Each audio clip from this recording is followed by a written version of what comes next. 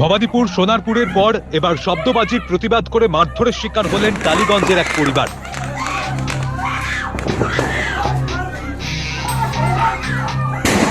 প্রতিটি ক্ষেত্রেই কালী ঠাকুর ভাসানের জোরালো শব্দবাজি ফাটানোর প্রতিবাদ করে প্রতিবাদী ও পরিবার পরিজনদের মার খেতে হয়েছে।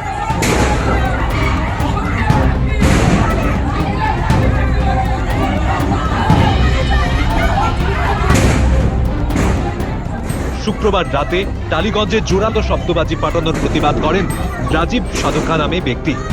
তার বাড়ির সামনে পরপর শব্দবাজি ফাটানো হচ্ছিল। তিনি প্রতিবাদ করায় তার পায়ের দিকে বাজি ছুঁড়ে মারা হয় বলে অভিযোগ।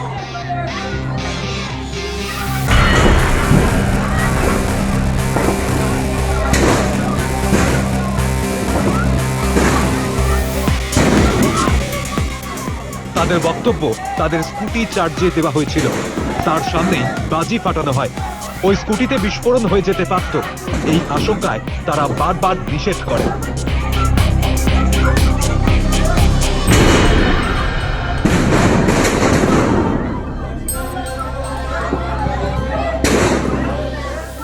এত কাছে এসে বাজি ফাটাতে নিষেধ করেন তারা, কিন্তু এতে উত্তেজিত হয়ে একদল যুবক তাদের বাড়িতে চড়াও হয়। রাজীবের মা ও 3 আত্মীয়কে মারধর করে, মহিলাদের গায়ে হাত তোলে, মহিলাদের শ্লীলতাহানিরও অভিযোগ করা হয়েছে।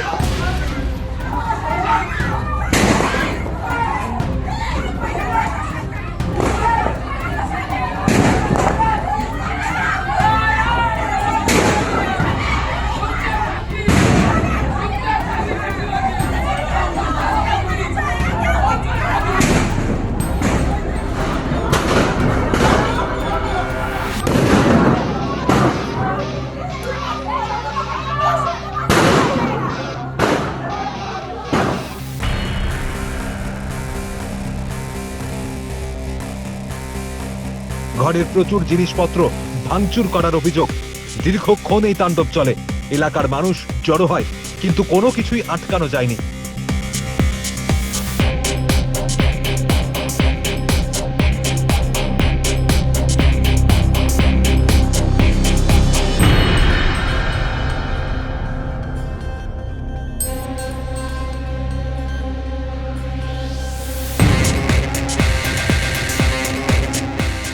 রাজীব সাধুখা পুলিশে বিষয়টি জানিয়ে লিখিত অভিযোগ করেছেন। তার ঘরে 4 বছরের শিশুও ছিল, কোনো কিছুই রেয়াত করা হয়নি।